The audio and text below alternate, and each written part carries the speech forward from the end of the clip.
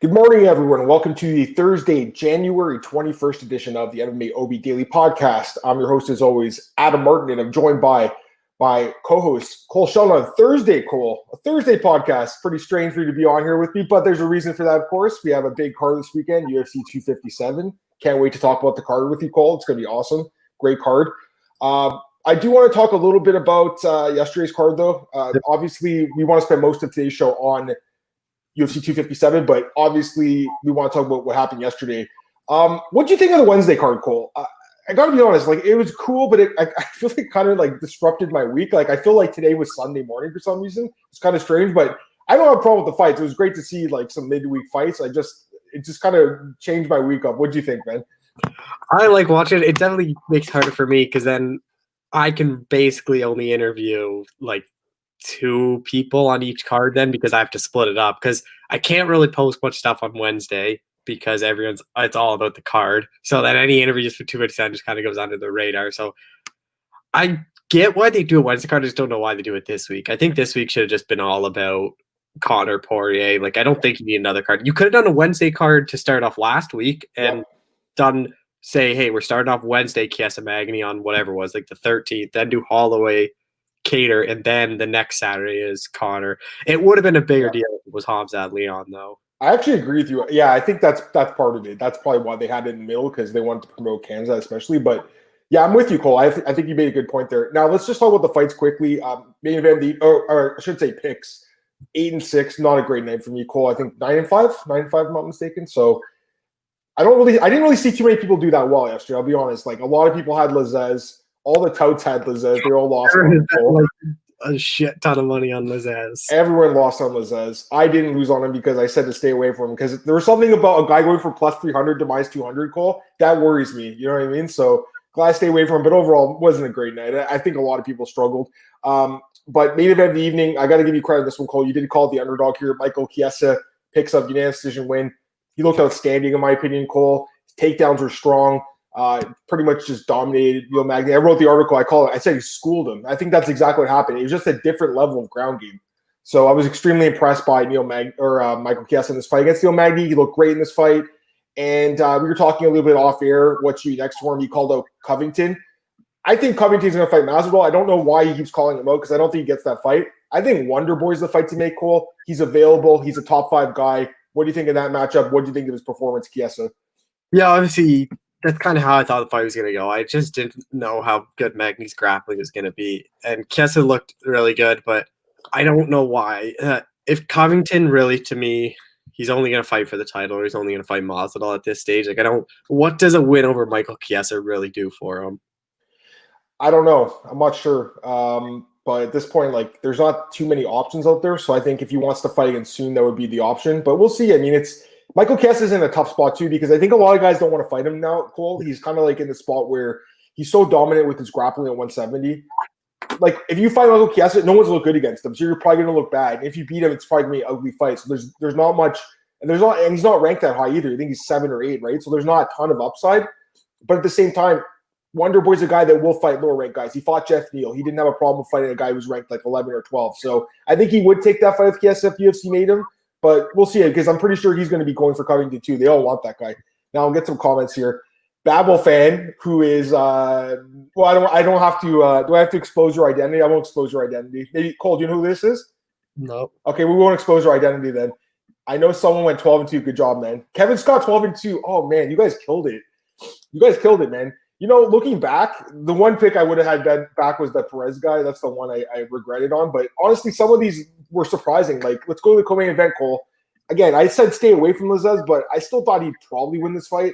The way that Alves won in that first round was super impressive. First round knockout, kick to the body, Cole. 3 left kicks to the body, and then Lazzez drops, and he just starts raining down ground and pound. Plus 230, Cole. In hindsight, how did we miss on this guy? I mean, look at the odds. They were too high, right? They were too high. Warlley Alves is also a first-rounder bust fighter, and Lazzez took all the shots of Abdul Razak. So I'm like, oh, no way Warlley Alves is going to knock this guy out. He didn't go to the head. He went to the body. He went to the body, yep. We didn't see Lazzez how good he could take body shots. But the whole thing about everyone backing Lazzez, everyone knew the first round was going to be scary just because Warlley Alves is a one-round fighter. If he doesn't get you out in the first round, he will most likely get finished in the second or third. That's just how his fights go. Babel fan says, sure exposed. Yeah, that's actually Marcel. I didn't know it was last week, and he's like, oh, that Marcel guy's really smart. I was like, yeah, he sure is. And that was Marcel the whole time. So I know. It's so funny, eh? But yeah, I'm with you on that fight, Cole. Like it was a smart game plan, right? He went to the body of a guy that I guess has a weakness there, tall and long guy. I guess he just looked at him and was like, this guy's like 6'3". I guess his weakness is to the body, like a lot of tall guys are. So that was a smart game plan, man. He looked great. Don't want to talk too much about the rest of the card, Cole, because we have a lot to talk about with 257. But a few other things that did stand out to me. Vinicius Moreira, another knockout loss, Cole. 4 straight losses in UFC by stoppage in the first round. Do you think he's going to be among the 60 guys being released after Ike Villanueva knocked him out? I thought he should have been cut after like the second loss. This guy you just need to touch his chin once. And the whole thing was Ike actually fought a smart game plan because Moreira just had his hands up the entire time because he knew he couldn't take a shot. So then Ike's like, all right, I'll just go to the body. And I bet you the body started hurting. That's why he started lowering his hands. And then the one shot he lands cleanly on the chin knocks him out. How did John Allen loosen this guy? I don't get that at all. Like, that's what I said. I'm like, anyone that lost him, it does not look good. It's just so bizarre. Now let's take this comment. Vintage Alves last night, man. He's scary in fights like that. Didn't expect it. Dude, he looked incredible. I told a story like 2 years ago when I was in Brazil. I was in the same elevator as him. He fought Sergio Moraes in that fight. I told you about it, Cole. I'm like, I was in the elevator and the guy was like, hey, how's it going? I was like, hey. And he's like, what floor do you want? I was like, I think I was like floor 10 or something. I was like that, right?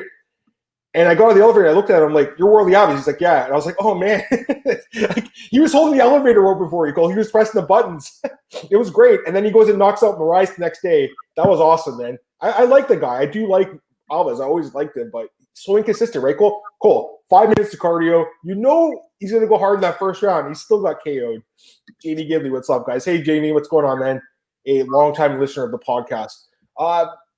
Viviana Rougeau defeats Roxanne Modafferi. I mean, no surprise there.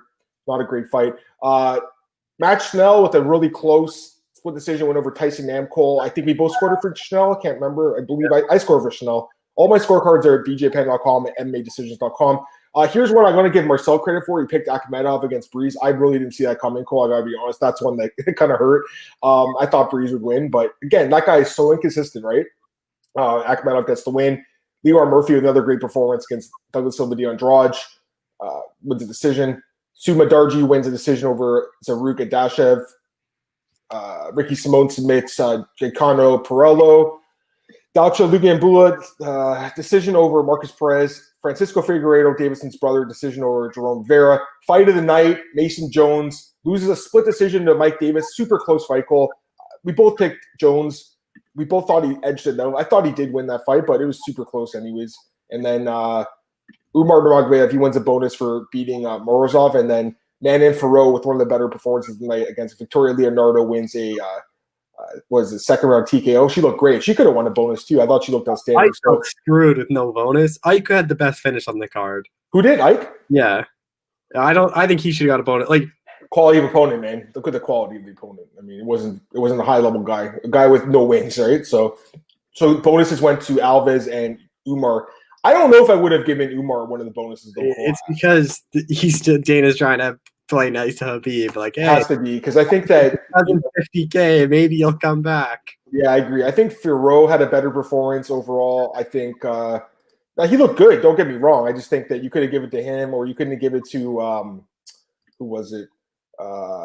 Simone, possibly for that quick finish, or Akhmedov. But either way, whatever. Or Ike, like you said. But they chose to give it to Umar. So. It's my boy Kelvin, DJ Persistence. This is one of the better DJs in Toronto. This guy's awesome, man. What's going on, man? For the live chat, love that guy. Kevin Scott, Aruja, awesome 2-round fighter. She really needs to work on pace cardio. Yeah, I agree with that. She looked a little tired, and that they're still dominated Roxy for the most part. I'm gonna take this comment from Marcel. This sounds like I'm a punk, but if Breeze is in trouble, he always gives up. That's why I can't trust him with picks because I think raw talent. He got more offer than Omari. Yeah, I agree with that. You made the pick, Marcel. Great pick.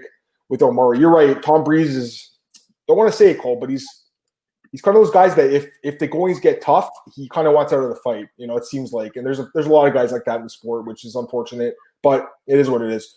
Any more comments on this card, Cole? No. Nope. DJ Persistence. Yes, keep it up, boys. You too, man. Hope everything's well, bro. All right, that's it for UFC on ESPN 20. Let's move on to UFC 257. Let me pull up the card, Cole, while I get started. Just overall thoughts on the card as a whole. Obviously, really good main and co-main event. I'm really looking forward to Azatar, Frevo, Rodriguez, Rebus. Suzuki and Hackbrass should be a really good fight. There's some good fights on the prelims. There's some fights that it's like don't really expect a whole lot, but yeah, it should be a good card though. Is that me or you with that beeping? Maybe it's me. I think it's me. I got just two male. Like, oh, no worries. Okay, I wasn't sure it was me or not. Yeah. Okay. So I agree with you. You know what's weird though? It's like I've been doing all the articles for it the last 2 days, Cole. It's just so weird writing Poirier versus McGregor instead of McGregor Poirier when he's the one who knocked him out. But Poirier's ranked number 2, McGregor's 4, so I can see why that is. Okay, let's start with the first fight of the night, Cole. Flyweight bout: Mounir Lazzez against Zhalgas Zhumagulov. Interesting fight. Right now, it's pretty much dead even, Cole. Minus 115 for Zhalgas, minus 105 for Amir. What's your thoughts on the first fight of UFC 257? Yeah, really interesting fight. I've kind of been going back and forth on this one. I ended up sticking with Zhumagulov. I was just a bit more impressed with him. I actually thought he beat Julian Paiva. I picked Paiva in that fight, so I kind of got away with one. He looked good. Yep. A split over Ali Bagtinov, a win over Tyson Nam, which looks impressive. Albazi, like, his UFC debut was against Malcolm Gordon, and he didn't have he did get him out of there in the first round, but just seeing what Sumadarji did to him and seeing how it really just takes one shot to put Gordon out, like, maybe that wind's not as good, but his only loss is against Jose Shorter Torres. He is a really good flyweight. I just think Zhumagulov's a bit better. I think he's going to be able to keep it on the feet. I think he's going to be more active on the feet, just land the better shots and edge out a decision. Please mute your phones. You woke my dog. That's Cole. That's not me this time. Usually it's me, but it's Cole this time. I'm with you, Cole. I was one of the people that had Zhalgas against Raleigh and Paiva. That was such a robbery. Come on. That was such a bad decision. I was like, are you kidding me? He should have won that fight. The guy's pretty good, I think, man. You know, he's a bit underrated. I thought so coming into UFC because if you looked at his run in Russia, look at the wins he had, Cole. Look at the 3 wins he had. Tyson Nam, Tajir Ulanbekov, and Ali Bagautinov. That is solid, right? That is a solid 3-fight win streak. That's really solid. Those guys are all good. Ulanbekov's in the UFC. He's doing great. We know Ali Bagautinov is a former title challenger in the UFC. Tyson Nam is a solid fighter. So I like this guy coming in the UFC, and I did think he won his fight too. I think it was kind of a bad call by the judges. Not really sure why they didn't give it to him. As far as Albazi goes, Cole, you know what? Listen, the fight against Malcolm Gordon, he looked impressive, but after seeing what Gordon looked like against Badarji and the way, you talk about a guy wanting out of the fight, that was a perfect example of it. I'm just not sure that's a great win anymore. The guy definitely has a great ground game for what we've seen. He has some really solid submissions, but I think Zhalgas is going to prove to be difficult to take down. And, on the feet, I think he's going to be the more aggressive guy, the guy walking forward, the guy throwing more volume. And I expect him to win this fight. So my pick is going to be Zhalgas Zhumagulov by decision, Cole. I do like him in this fight a decent amount, actually. Look at the odds at minus 115. I mean, he's someone I think you got to take a look at. I do think he's going to win this fight by decision. So that's my pick. And I feel decently confident in it, Cole, honestly. Albazi's not bad, don't get me wrong, but I've been very much more impressed by Zhumagulov. Zhumagulov by decision is plus 168. It's not too bad either, but I think at pick and price, it's not the worst bet in the card, that's for sure. All right, next up we have a rebooking between Nick Lentz was supposed to fight Mike Grundy last week. He got pulled off the card, so he's fighting Movsar now. Movsar, wow, he's a huge favorite here, Cole. Minus 495. Nick Lentz plus 395. What do you think of this fight, Cole, and these odds, man? I think the odds are way too high. I definitely think it kind of sucks for Nick Lentz because I thought Mike Grundy, I didn't actually know who I was going to pick. I thought that was a winnable fight for Nick Lentz because I think he's in a do-or-die spot. He's on a 2-fight losing streak. I don't really know if the UFC is a big fan of him after everything he was saying after the Arnold Allen loss and whatnot, but I like Evloev here. I just think he's going to be able to use his wrestling. I think he's just going to be able to dominate the fight wherever he really wants to. We've seen Nick Lentz struggle against grapplers like a Charles Oliveira, Islam Makhachev. The strange thing, though, with Nick Lentz is this guy's fought Charles Oliveira 3 times and he's lost twice and has a no contest. I don't ever know why they booked that third fight, but I like Evloev here. I'm really impressed with Evloev. I believe he is moving, or no, I guess it is featherweight. I keep on thinking Nick Lentz is a lightweight for some reason, but I like Evloev here. I just think his grappling is going to be the difference. Does he finish Nick Lentz? I'm not too sure. Nick Lentz is pretty durable, but I do like Evloev, but no way I can bet him at that price. Yeah, the odds are insane. I mean, minus 495, you're kidding me? I really liked him in the fight against Nate Landwehr. I was all over him. He was still a big favorite there. But Nick Lentz is a tougher fight, I think, than Nate Landwehr. Nick Lentz is a tougher fight than Mike Grundy. Nick Lentz is the toughest fight he's had in his career, in my opinion. So I don't think this is going to be a walk in the park like some people think. You know, I think this fight's going to be a little bit tougher than some people expect, Cole. And listen, Arlovsky is good. He's a grinder, though. And Nick Lentz, what's he do? He's a grinder. He's one of the best grinders we've ever seen in the UFC. He's beatable, though. That's the problem. He's got a lot of losses, but he does have quite a few victories in the UFC by getting on top of guys or just grinding them out and drowning them out. And that's why he's going to have to win this fight. I don't see him finishing Evlov. Evlov's never been stopped. Lentz is going to want to take him down and beat him up, I guess, on the ground. But it's going to be difficult to take him down, too. I'm still going to go with Evlov, Cole. Don't get me wrong. I'm high on this guy, man. I think it's a guy that could be a contender, but I just think the odds are a little bit too high, guys, because Nick Lentz is a guy with 25, 30 fights in the UFC, man. You know, he's a guy that you have to give some respect to, and he's got a lot of upset wins over the years too. Not sure if this is going to be one of those, and this is a tough fight for him, but I just think minus 495, that's not showing much respect to the Carney. So Monster of Law by decision. What's the decision prop? Minus 145. I would rather play that call. I don't see him finishing Nick Lentz. Nick Lentz is extremely durable. I don't see him getting stopped.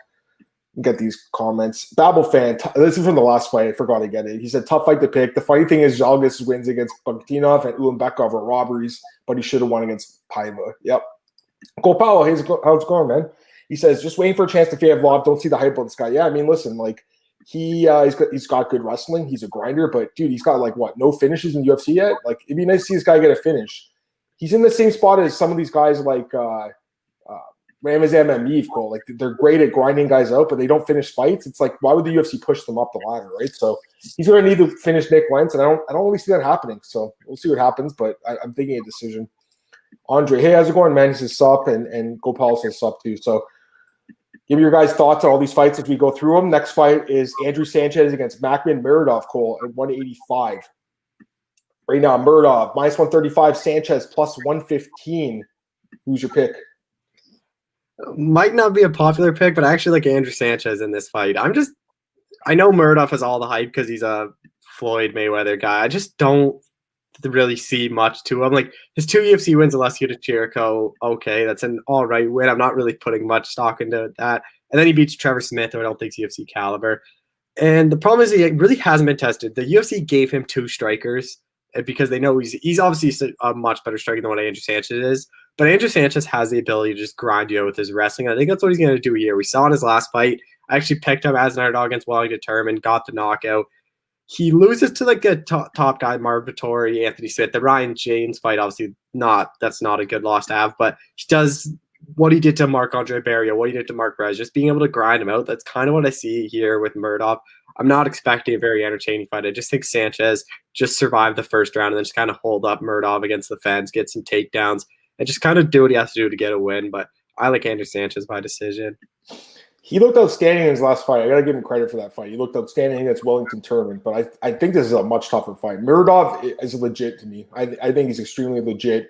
He's looked good in the UFC, in my opinion. He beat DeChirico in his debut. That win looks a lot better now. And then he beat Trevor Smith, destroyed him. Now, the problem is he hasn't fought in forever. That's the biggest problem for me. He hasn't fought in over a year. I don't like that. You guys know I don't like the long layoffs. So that bothers me. But overall, I'm impressed by this guy, man. He's got a long win streak, too. He's on a 13-fight win streak right now. That's pretty impressive. Hasn't lost in 5 years. This guy's good, man. There's a reason why Floyd Mayweather is backing this guy. You know, he's been beating UFC caliber guys before he got in the UFC, and since he's been in the UFC, he's had some good fights. You know, looking at the canceled fights he has, he was supposed to fight Carl's Jr., Carl Robertson, Christoph Jocko, and Kevin Holland. So the UFC is all in on this guy, and they want him to fight a ranked opponent, but it just didn't work out.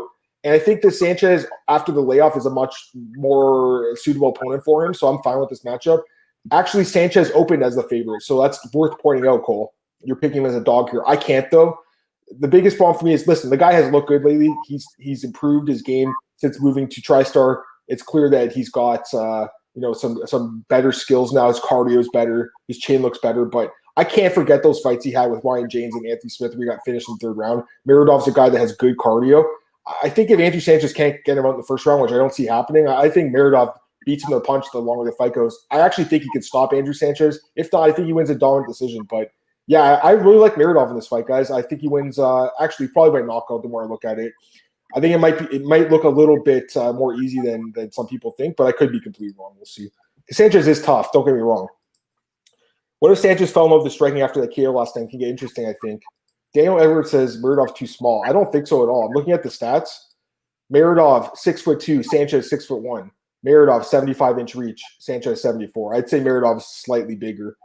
We'll see. I mean, Sanchez, he's definitely pulled off some upsets in the past. I think Mirador is like super legit, guys, and to get him at these odds, minus 135, I think you might look back at it and be like, wow, I can't believe we got him at that price, but we'll see what happens. Okay, next up, we have a light heavyweight bout between Khalil Rountree, who's coming out of a long layoff himself, against Marcin Prachnio, who I'm surprised he's getting another fight in the UFC, but he is. Khalil Rountree, minus 325, Marcin Prachnio, plus 265. Give me your pick. I don't know why Marcin Prachnio is still in the UFC. His last 3 fights have been first-round knockouts to Sam Alvey, Magmedon Ankalaev, and Mike Rodriguez. Ankalaev, sure, he has a lot of power. Mike Rodriguez and Sam Alvey, for them to knock you out in the first round, I don't really see that. That's not a good loss to have. I think this is a pure setup, just they want to get Khalil Rountree a win. He's talked about maybe this is my retirement fight, maybe this is it. I think he's a guy the UFC likes. Just he's obviously an entertaining guy. Like that Eric Anders fight will be one of the most dominant fights. Like he 10-8 him 3 rounds, almost 10-7. Like he dropped him several times, but I don't think Prachnio's chin can hold that kind of power. I expect Rountree to get him out pretty early. Just use kick, set up down low, then eventually use his right hand, get something up high, knock Prachnio out in the first.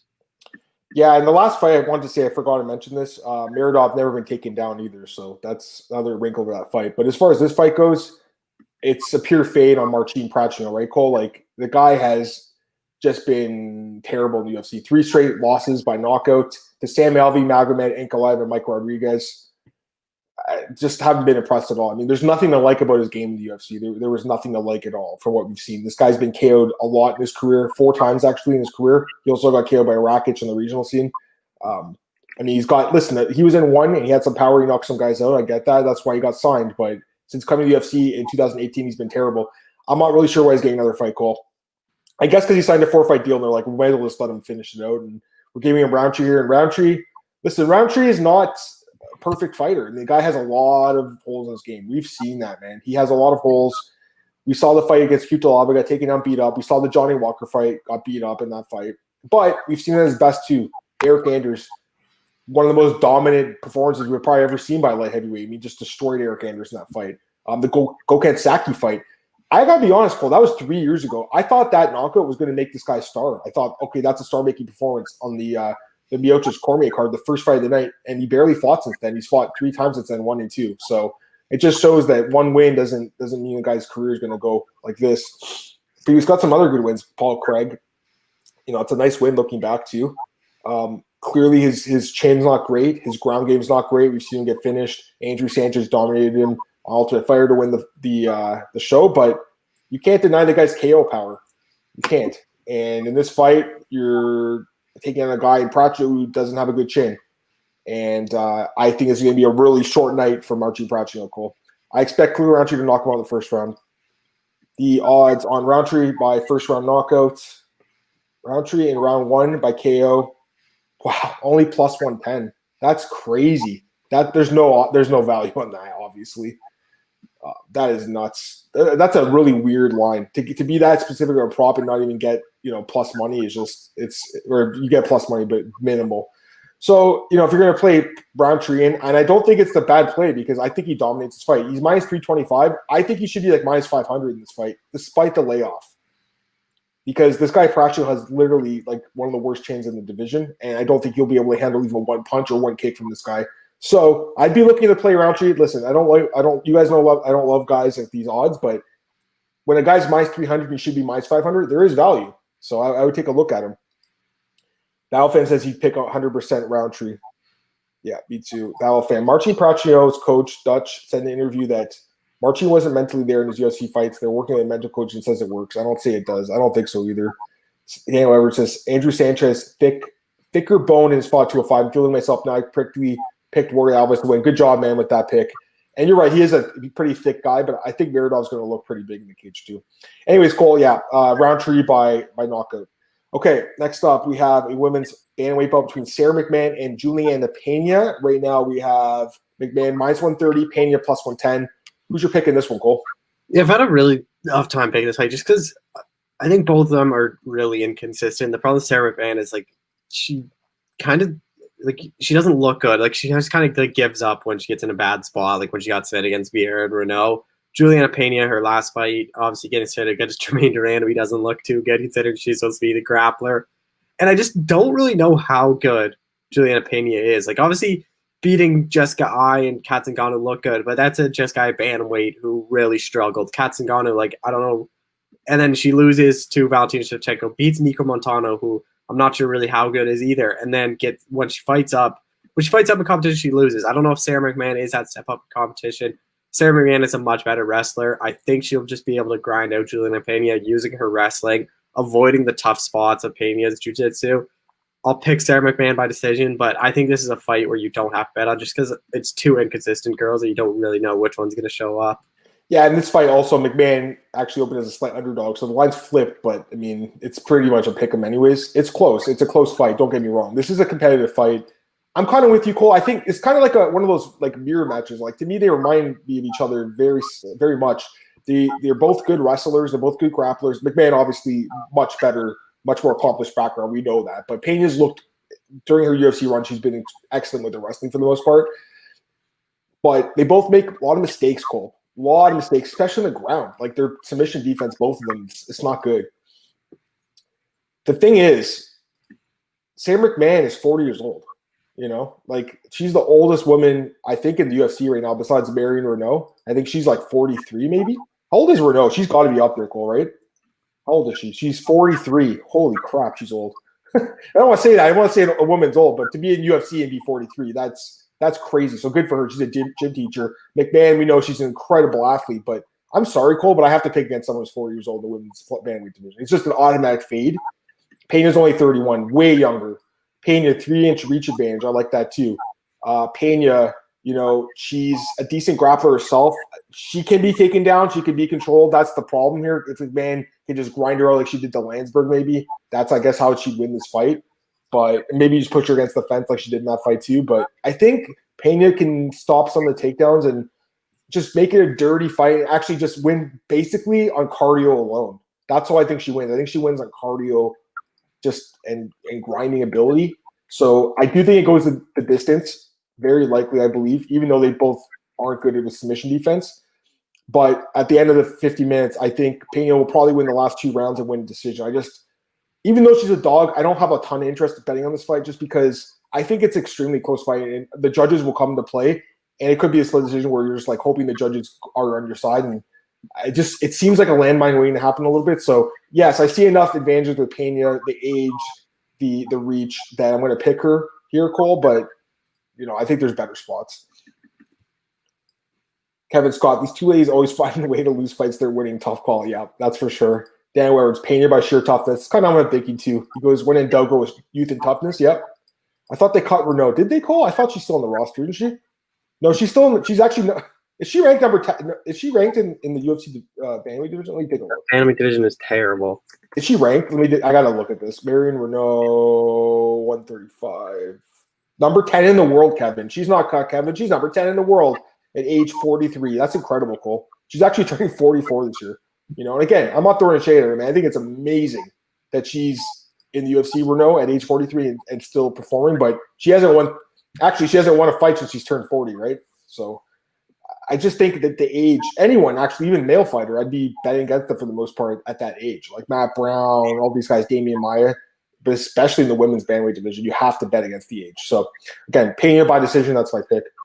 Maybe I'm talking myself into a bet. I just don't think I could do it, guys. It's hard to trust Pena, especially after that last fight. I think, didn't we both have her, Cole? I can't remember against. No, I had Durand to me. Never mind. I had Durand to me. She was winning that fight, though, and she almost won and just gets choked out. So too many mistakes, Cole, that it's like, I work really hard for my money. Do I want to put my money on someone like Pena that makes these bonehead mistakes in her fight? I don't know about that. All right, next up, second last prelim. Brad Tavares against Antonio Carlos Jr. This is an interesting fight, Cole. Right now we have close odds. Tavares minus 135, Carlos Jr. plus 115. Who's your pick?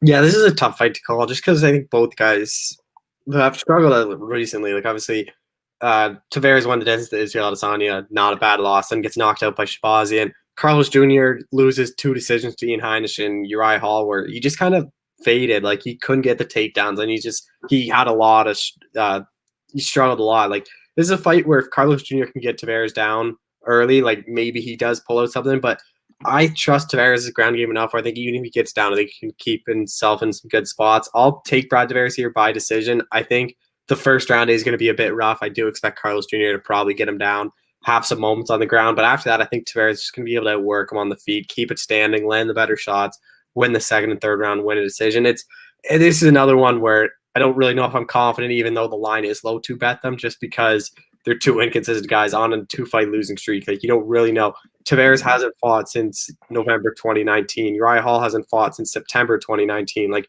we haven't seen them in a while. So maybe one of them had major improvements that we haven't seen, but I'll pick Tavares by decision.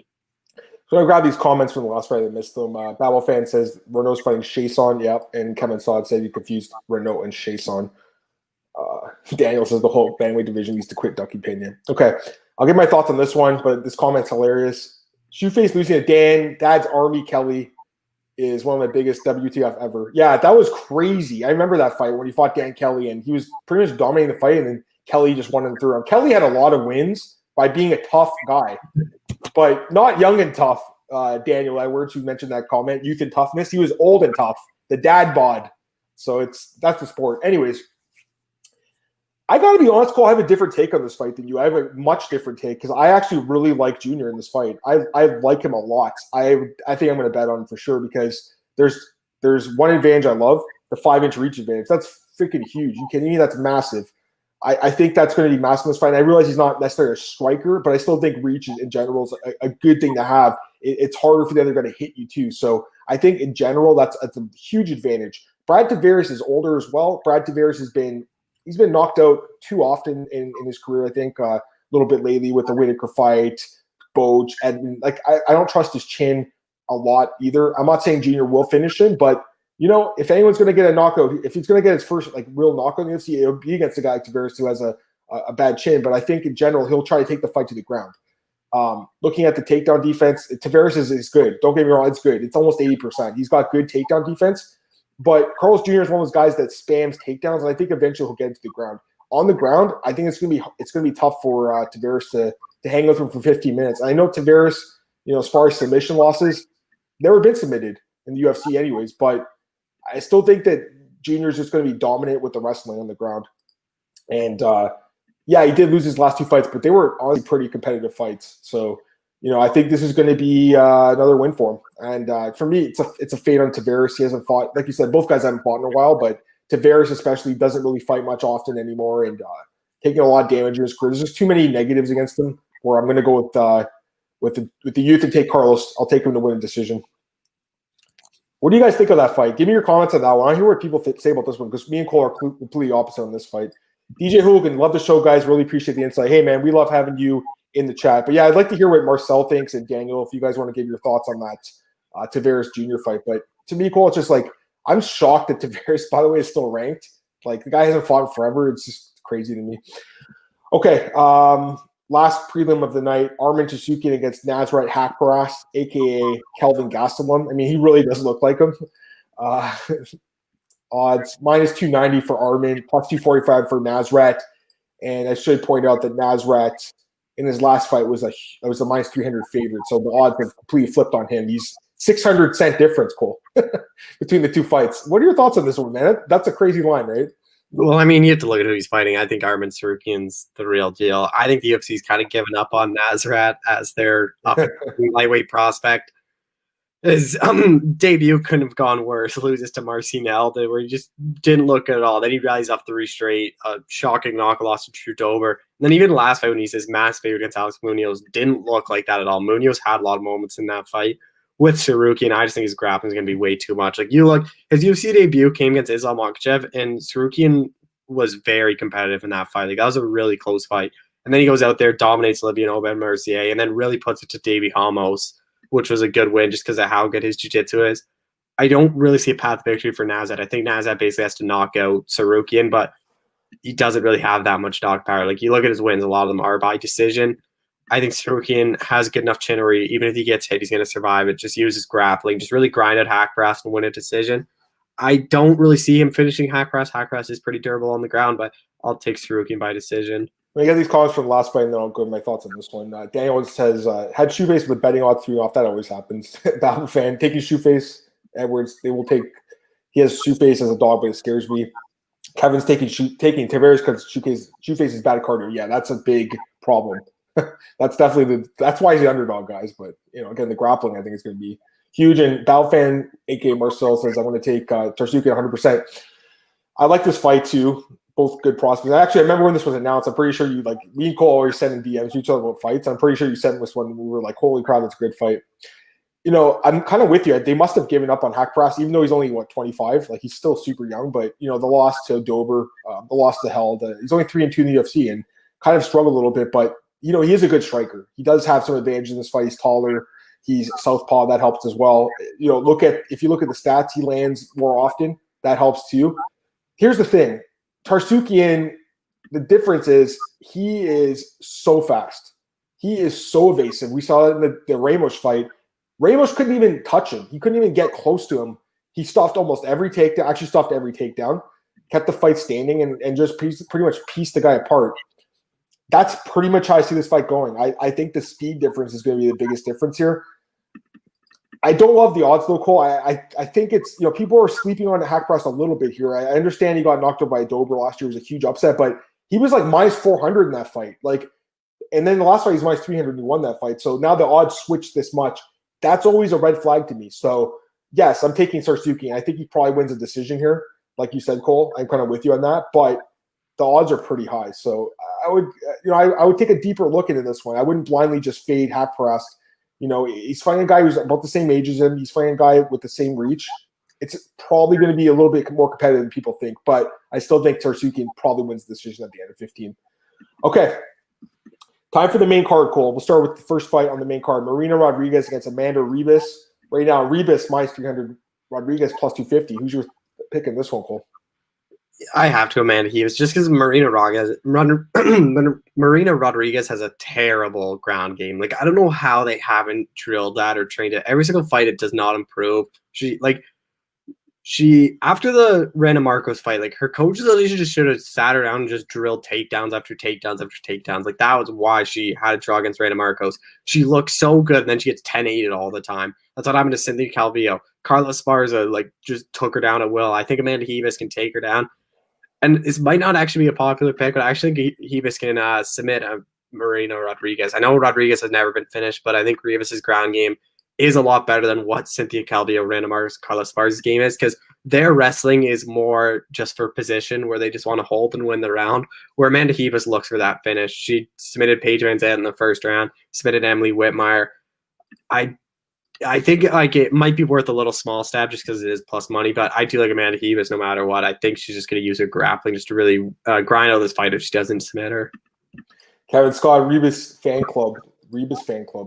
Yeah, I mean, Kevin's one of the highest people. I remember when she fought Paige, I was like, man, these odds are crazy, guys. And Kevin was the first guy that was like, no, she's going to destroy her, and she did. So, yeah, I mean, that fight was kind of the one where I felt. I mean, listen, the fight where she fought Duran to beat her, that was impressive. And that's kind of where I was like, okay, she's good. But until she went out there and beat Paige the way she did, I didn't really see her as a massive contender. Now I do. I think she's legit. I like everything about Amanda Ribas, guys. I think all of us do. I mean, I think most male MMA fans probably have a crush on her at this point. I mean, she's a great fighter, and she's hilarious in her interviews, great personality. So there's just a lot to like about her. It's pretty clear the UFC likes her. They love her, I think. They want to build her as a star here. This is not an easy fight. I think it is going to be a more competitive fight than some people suggest, because Marina Rodriguez is extremely tall for this division. It's 5'6". But the biggest problem is, her reach advantage, which she has in almost all of her other fights, doesn't have that here. Ribas actually has the reach on her. So, yeah, she's going to be taller, but the reach won't be there, and that's what I'm looking at. I think Ribas ducks down under her arms, gets her legs, takes her to the ground. Rodriguez, like you said, Cole, the takedown defense, it's not there. It's not there against someone with good takedowns. 5 takedowns against Esparza, 3 against Cynthia Calvillo. That's why she lost those fights. They were close fights. She lost because she got taken down. I think the same thing happens here. I think it's going to be a little bit more competitive than people think. I think it goes the distance, Cole. Rodriguez has proven she's pretty durable. But I do think Rebus will win the decision at the end of 15. So the odds on that, Rebus by decision, what is that? Plus 120, not great odds. Plus 210 for inside the distance. So I can see why Cole's taking a stab at it. But yeah, you got to go with Rebus. Kevin Scott, Rebus by decision. Yeah, that's what I'm thinking too. DJ Hooligan, Rebus has been the favorite in this one in her past 3 fights. Yeah, I think people know she's good now, man. No doubt about it. Babel fan. Not going to pick against my future wife, Amanda. I think that's Cole's future wife, Amanda. Sorry, Kevin's future wife, Amanda. All you guys in the chat. I'm engaged now, guys. So I mean, I can just admire her from the outside, right? But you guys can go fight over Mrs. Amanda Ribas's finger. Okay, next up we have Matt Frevo against Ottoman Azatar. I like this fight, Cole. It's a fun one. Minus 155 for Ottoman and plus 135 for Matt Frevola. What do you think of this fight, Cole? Interesting matchup. Yeah, it's really interesting. Just because obviously Armin, look at what he's done. First round knockout over Conor Worthy. First round knockout over Timo Packlin. This guy just finishes everyone in the first round. Matt Frevola, though, I think there is a path to victory for Matt Frevola. If he can survive that first round, we haven't seen what Azatar's gas tank's like. We've seen Frevola can really just grind guys out and win those second and third rounds after losing the first round. But I do think Azatar is going to land and probably knock him out Frevola in the first, just because Frevola does get hit a lot. Like even when Polo Reyes knocked out in the first round in that draw against Lando Bonata, Lando hit him a ton. Even Jalen Turner and Luis Pena, he was getting hit a lot. It was really I just think Azatar's power is something else at lightweight. Frevola gets hit too much for me, so I'll pick Azatar by knockout in the first or second. Yeah, I'm actually with you on that one too. Listen, Matt Frevola is a decent fighter, man. He's got that grinding ability. He's won fights as a dog in the UFC. He's been pretty good in the UFC. Like I remember he fought Jalen Turner. I was surprised he won that fight because I was so high on Turner. I still am actually, but it just shows that he has that grinding ability. The biggest problem I have with Frevola in this fight, he didn't fight at all last year, and it wasn't his fault. One of his cornermen tested positive. I can't remember who it was. Was it Corntillo? I think he tested positive. He had to pull out the fight with Camacho, which he would have won. And then the Roosevelt Roberts fight, which he would have won, he broke his foot. So I mean, this guy just had a miserable 2020, but he hasn't fought in over a year. That worries me. Azatar, meanwhile, had the one fight last year and didn't fight that much, 1 minute and 33 seconds. But we saw once again the power against Conor Worthy, a guy who looked excellent in the UFC. In fact, his last 5 wins are by strikes in the first round. So it really does come down to you, Cole. Does he get him out of the first round? Does it go late? Does Frevola survive and grind him out for decision? I think that's pretty much the only way, 2 ways this fight goes, Cole. Azatar by first round KO or Frevola by decision. I don't really see the fight going either way. So maybe, you take a look at those 2 props and play it off each other. But I do like Azatar in this fight, guys. I have to lean towards him. Just the power alone. And we saw what Polo Reyes did to Frevola, a guy with decent power, not great power. And there's no reason I don't think that Azatar can't do the same thing. I understand that was a few years ago, and Frevola's a much better fighter now. I will give him that credit, but I still think that if Azatar touches him, Cole, he's one of those guys with that special KO power, Cole. Like he touches him on the chin, you're done. So that's what I think happens here. I'm going to get these comments here. First off, Babel fan says he will challenge Cole to a thumb wrestling contest for Amanda Ribas' heart. That's really funny. DJ Hooligan, the bulldozer versus the steamroller. That's right, man. That must have been why they made the fight. Babel fan, Frevola fell in love with striking. That's a big red flag against Azatar. Frevola 6-2 ground game can win this. I agree with that. Dan Edwards. Seems to be a theme with these KO artists winning by points, so be careful with the props in this card. That's true, too. We've seen a lot of that lately. Edwards, COVID robbed us of knockouts. Ottman's takedown defense is 100% going this fight. Frevola's going to have a hard time take Ottman down. I mean, yeah, but how many fights did he have for his sample, though? Like, I agree with you. Don't get me wrong, but definitely didn't. He had 2 fights against 2 guys that couldn't even. I don't think they attempted a takedown, did they? Yeah. Let me take a look. Timo might have taken 1 when he was rocked. Emu, he did attempt 1 when he got rocked, yes, and he got KO'd. So yeah, I mean, you got to look at the sample size too. It's worth pointing out stats, but he basically had 1 takedown against the guy that he stuffed. The guy was rocked. So I mean, I don't think it's the best way to look at his takedown defense, but from what we've seen, it is perfect. So you got a point there. I just think Frevola is a much better wrestler than those guys, no doubt about it. Okay, next up, we have a women's flyweight bout call between Jessica Ai and Joanne Calderwood. These women don't like each other. Joanne Calderwood, man. You saw that interview with James a few weeks ago, Cole. She's like, I want to beat her up. I want to take her down there and beat her up. I want the fans to cheer as I beat up Jessica Ai. And I posted that article. I was laughing. I think a lot of fans don't like Jessica. I don't say no one does because people do, but a lot of fans don't like her, man. I don't know what it is about Jessica Ai, but some fans they got a problem with her for some reason. I think maybe they'll go back to that the positive marijuana test a few years ago, Cole, where she was like, I wasn't smoking any weed or something like that. So I think that's kind of where she like lied to the media, and I think some fans were upset about that. But I digress. As far as this fight goes, the odds right now, again, very competitive. -120 for JoJo, +100 for the Evil Eye. What's your thoughts on this one?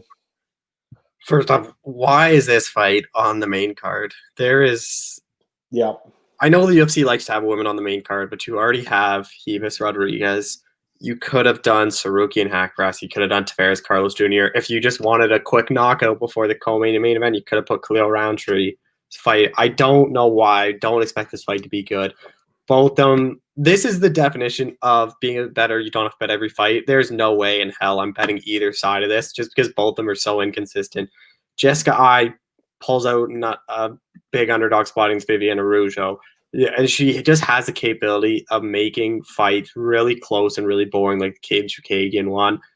And then with Joanne Calderwood, like she has these fights similar to Caden Chukagian and Andrew Lee, where it's not that it's not that like interesting to watch. I'll pick Joanne Calderwood by decision, but I just think she's a bit better of a striker. I think her grappling's a bit better. I don't really know where this fight's going to take place. Like, it could be a whole 15 minutes of grappling. It could be 15 minutes of striking. Like, I really don't know with these two, but I'll pick Calderwood by decision, but no way I'm betting either side. So we got the comments here. Kevin Scott, why is I in the pay-per-view main card? To give us a quick nap, this is the fight where you can take a smoke break if you smoke, which I don't, or you can take the dog for a walk, because I think this fight's going to be really boring personally. Kevin Scott, I don't like I. Yeah.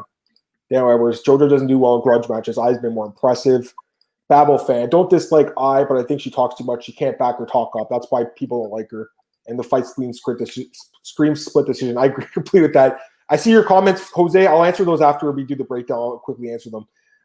As far as this fight goes, Cole, I mean, to me, it's another one of these stay away from fights, unfortunately. Like, I lean towards Calderwood so slightly, Cole, like you, and I think the odds are like -120. I think that's actually really, really accurate, because that's how I lean it. Like, like what, 50-something percent, 55% less than that. So it's a slight lean towards Calderwood, just because I do think she's the better striker. And if you look at the stats, the strikes landed per minute, that's the biggest thing for me. 6.17 strikes landed per minute, significant strikes landed per minute, to 3.65. That's almost double. That's actually extremely high output for a women's flyweight. So her output is out of this world, Joanne Calderwood's on the feet. Now, at the same time, the ground game, we saw that in the last fight, Cole. We saw that a few times in her career. If she goes to the ground with I, she could be in trouble. I'm not saying I is amazing on the ground, but I think that she probably does have the better submissions if I had to guess. But in general, I think the fight stays standing. And on the feet, Jessica I think she's probably going to get picked apart and lose the decision. There's no way I can bet on these two women. They're way too inconsistent, Cole. I can't do it, man. I got to stay away from it. And like Babel fan says, this screams split decision. I agree.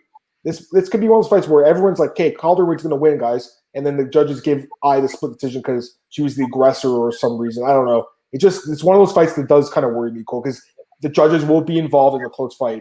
So that's scary. UFC or Daniel Edwards says UFC trying to get I spot on Rogan's podcast. Oh, really? That's cool. I don't listen to Rogan's podcast, I'll be honest, man. Co-main event, Dan Hooker against Michael Chandler. Cole, here we go. Finally, we get to the meat and potatoes of the card. Dan Hooker -130, Michael Chandler +110. Who's your pick? This is such a good fight. You guys give me your thoughts in the comments, too. I want to hear what everyone has to say about this fight. Go ahead, Cole. This is such a good fight, but I truly believe Michael Chandler is as good as he says he is. I think Michael Chandler wins this fight. I think Michael Chandler is a top 3 lightweight in the UFC, a top 5 at least. Like I think him versus Gaethje, I would have a hard time picking, but I just think he matches up so well against Dan Hooker. Dan Hooker, I don't really know if Dan Hooker is that top guy. Everyone seems to think he is, just because look at who he's beat. He beat James Vick. Okay, everyone beats James Vick. Ally Quinta, is that really a good win?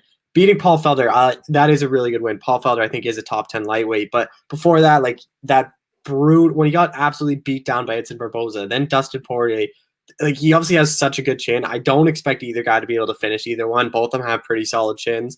But I just think Michael Chandler's a bit more explosive on the feet, will use his wrestling. I just think he's going to be able to mix the wrestling in to get the timely takedowns, just score some points that way. And then with his striking, I just think Hooker's going to be looking for that knockout shot, or where Chandler's just going to be a bit more active on the feet, where I think this fight goes inside. I like Michael Chandler by decision. I just think the wrestling and his volume is going to be the difference. Kevin Scott, Chandler by decision. Dan Weber's, I got a feeling Chandler gets it done. Jose Flores, I think Gaethje's an easier fight than Hooker for Chandler. I like Michael Chandler a lot in this fight, guys. He's a bet. He's going to be a bet for me at plus money. I believe in him. I've always have. Don't get me wrong. Dan Hooker, this is a tough matchup. There's things to like about Dan Hooker. He's tall. He's 6 feet. He's 6 feet, 4-inch reach advantage. He switches his stance. He's extremely durable. We've seen that. Dan Hooker's a great fighter, man. I like Dan Hooker a lot. This is just a tough fight, I think, because Michael Chandler is an absolute beast. And I think that, as someone who's watched his entire career, literally I've seen his entire career. I even have his fight, and Marcel, we talked about the Strikeforce DVDs, Marcel. He had that fight against, which I think this is the card. Let me double check here. Yeah, Michael Chandler fought this guy, Sal Woods, at Strikeforce St. Louis, and I have that on DVD. So I've actually seen him fight since the beginning. Like I've since even Strikeforce, even before Bellator. And throughout Bellator, I've watched his entire career, and I remember the fight with Eddie Alvarez very well. Same night as Hendo Shogun. I mean, it was an incredible performance. And after that, he went on a nice run. He looked great. The problem was obviously the fight with the second fight with Eddie. I thought he won that fight. The fights with Will Brooks were what soured people on him. The fight with Brian Primus, and then of course the fight with Pitbull last year or 2 years ago, we got KO'd. So there's some issues with him. I mean, he could be finished. There's no doubt about it. But to me, it looks like he's really improved his game. He's training at a great camp. And the guy has thunder in his hands. We saw that in the last two fights against Outlaw and Benson Henderson. Two guys that are difficult to finish. Knock them both out. Dan Hooker is very durable. We all know that. We've all seen him fight. But he gets hit a ton. He gets hit a lot. And in his last fight, he absorbed over 150 shots against Paul Felder, absorbed over 100 shots. I mean, the guy is just – look at the fight with Edson Barboza. People forget that fight. I think that's what this fight looks like. I think that Hooker's going to be aggressive. He's going to walk forward, but I think Chandler will be faster. I think he'll be the more technical striker, and I think he actually finishes Dan Hooker possibly, Cole. I think he can finish him. So if not a decision, but I actually think he might finish Dan Hooker in this fight. I think he's just going to throw a lot of body shots, just like Barboza did, and put him out. So love the matchup, but plus money on Michael Chandler, guys, you won't see that again for a lot longer if he finishes him in this fight. So I got to go with Michael Chandler, guys. Battle fan, close fight, in my opinion. I think Chandler can win, but I don't see him winning against anyone above Hooker. He's going to pick Hooker by decision. That's interesting.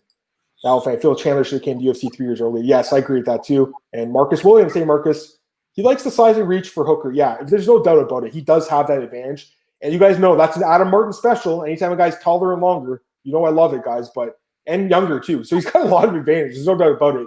I'm just a huge believer in Michael Chandler, Cole. And I think when the skill is the same, that's when the reach comes into play. I think in this fight, Chandler's actually a much more skilled fighter. Better wrestler, more powerful striker. I think he wins this fight probably by KO, actually. Although I'll be looking at the method a little bit more. It's very important because I'm in a pool where you have to pick the method. So I'll be looking at this fight more. But right now, after the amount of damage that Hooker took in that last fight, Cole, it really worries me coming into this fight. I think it's one of those fights that literally could change his career. And same with Dustin, too. And he took a lot of damage, too.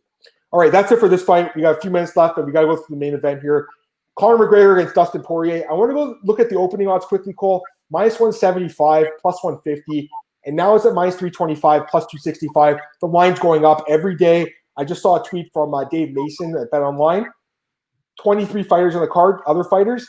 More money on Conor McGregor combined than all the other fighters on the card combined. So the line's going to keep going up, Cole. It might close at minus 400 at this point. I don't see it really going under 300. So if you wanted to get McGregor at minus 175, you won't get that price anymore. Cole, give me your pick in the main event of UFC 257. Well, yeah, just touch on the quick. Like, it's not surprising. Like, every casual fan, like, even all my friends are just throwing money on Conor McGregor because they're like, he's probably going to win. Like, everyone just blindly. And the thing, too, with the Conor McGregor, too, is people throw him in parlays with other sports because they just see his name and they're like, I'll just throw Conor into this, like, football parlay or whatever. But I like Conor McGregor a lot in this fight. I think he knocks Poirier out in the first or second round. Poirier's chin is a lot better at lightweight, but I think Conor's power is something else. And I do think there is a big mental side of this fight where Poirier knows Conor can knock him out with one punch, and Conor's felt Poirier's power and it didn't do anything to him. So I don't really know how Poirier's going to do in the exchanges, knowing he's already been knocked out to this guy with one shot. Like, I don't think it's going to be a 60-second knockout like Conor's saying, but the problem with Poirier is look at the Dan Hooker fight. He gets hit a lot. I think if Conor just needs to land like a couple and he Poirier's going out. Poirier gets hit a lot, like Gaethje, Alvarez. He gets hit a ton. Even Max Holloway was hitting him a lot. Like, I just think Conor's power is something else. I think he's eventually going to land in that first or second round and knock Poirier out again. I love this fight, guys. I really love it. I just finished my breakdown of it. It's going to be posted at Oddsbreaker today, so definitely check that out. But looking into Dustin Poirier, I just forgot how many quality wins he really does have. Like Cole, his resume is unbelievable. Yeah. Like Justin Gaethje, Eddie Alvarez, Anthony Pettis, Max Holloway. His resume is unbelievable. But Conor's is actually even better, which is the crazy thing, because you look at who he beat: Holloway, Mendes, Aldo, Nate Diaz, Alvarez, Cerrone. I would argue it's even better. So, and Poirier, of course, when they fought head to head. I remember the first fight very well at UFC 178. I had a parlay of McGregor and Kat Zingano. She fought Amanda Ribas. She got her ass kicked, came back and won in the third round. And McGregor had an easy win. So I remember that card really vividly. McGregor's amazing. We all know that. His power is incredible. The ground game is something that leaves to be desired. If Poirier can survive the first round or two and take this fight into deep waters, I think he can win the fight, because I think he'll have a better ground game, better cardio, etc. Cole, I don't think he can survive it, dude. I think Dustin gets finished in the first round again, or second round maybe. I love Dustin. He's made so many improvements to the game. He's a great fighter, man. He'll probably be in the Hall of Fame one day. I have a lot of respect for him. I just think that Conor McGregor is a special guy, special athlete, special knockout power. He has the reach advantage. He's got a lot of, just in my opinion, the more power in this fight. But Poirier's a good boxer, don't get me wrong, but I think Conor's got the more devastating one-punch KO power. As long as he keeps the fight standing, he'll win this fight. So my pick's going to be Conor McGregor by first round knockout, Cole. But I will say this: I think the odds are a little too high at this point. I don't like the odds at minus 325, guys. It's, to me, a little bit too high. I would only play Conor if he was around what he opened at minus 200. He's actually a bigger favorite now than he was against Donald Cerrone. I don't really agree with that. That doesn't make much sense to me. So a little confused by that. But again, I know what Cole's saying. Everyone's blind to parlay, and people are probably going to do this. They'll parlay the Chiefs, Packers, and McGregor this weekend. Cole, they might just do that. A three-team parlay with 2 footballs and 1 MMA. They're winning. Oh, you think they're going to win? I hope so, dude. I'm just saying. I think a lot of people will probably, blindly. And the Chiefs, actually, they're only minus 3 in that game, so maybe that's not a bad example. But you know what I'm saying? They're gonna. You're right, Cole. They will parlay with other sports, basketball, etc. So he'll get a lot more money on them. DJ Hogan, my favorite Conor quote leading up to this: Dustin, great fighter, great is the leagues below me. Battle fan, expect Dustin to trade with Conor and get the finish again by KO. Hope he has a smart game plan. DJ Hogan, Mystic Max game plan, first round knockout with 60 seconds. Yeah, I'm with you guys on that. I think he gets finished quick. I'm going to take these questions from Jose, and we're going to get out of here. We went through an hour quick, Cole. It was awesome, man. Really quick questions from Jose. Who should Felipe fight next? Did you put it in your article? You didn't have him, obviously. But any thoughts on who he could fight? Like Tanner Boser, would that be a good fight? Something like that? It's going to be someone outside the rankings. Yeah, exactly. Is Arlovsky ranked? Maybe Arlovsky? Arlovsky fighting Aspinall. Oh, that's right, yes. Maybe the winner of that? I don't really know. I like Felipe, though, man. He's actually pretty good. And he has another question. It's Tuvesa versus Mays. Is that fight happening, Cole, or is he asking about that one? No, it is happening. It is happening? Yeah. Yeah, I don't know about that because they're both fade material, if anything, so it's tough. Anyways, last second question to throw him in here, but we have a minute left. Cole, plug your stuff, man. Twitter, Alcoshell91, fighter picks with McGregor. Poirier will be out today. With my interview with Dan Hooker today. Fighter picks for Hooker. Chandler's out tomorrow, and I just did the props I like for the card on SBD, so that's on my Twitter as well. On Twitter, at MMAOB Podcast, MAOddsBreaker.com. It's on our YouTube channel. Please like, share, subscribe. I'm trying to get more people in the chat. We are lately, which is amazing. I love that. Love talking to you guys. It's so much fun. Love Cole loves it too. We love the interaction. So again, download the podcast, listen to it. Monday, Tuesday, and Thursday now at 10 a.m. I'll be back on Monday at 10 a.m. If Babel fan wants to join me and we want to recap the card, you're welcome to come with me, Babel fan. So let me know in a DM, buddy. But in the meantime, follow me on Twitter, bjpen.com, MMARatings.net, odds.com. And we got, 30 seconds left? Pretty much it. DJ Lewis says, thanks, guys. Have a good day. No problem, man. We love having you, dude. It's always fun to talk about MMA with you guys. And anyways, that's it for today's podcast, guys. Appreciate everyone tuning in. And Marcel says he wants to come on Monday. So Marcel will join me at Monday, 10 a.m., 4 p.m. his time. I think he's got the day off Monday, so he'll join me then. And Cole, you'll be back with me Tuesday to break down. Actually, no, you won't be back with me, will you, Cole? You can if you want. It's up to you, Cole. But there's no card next week, which is crazy. But I'll be back Monday to recap UFC 257. Guys, have a great day. Talk to you soon.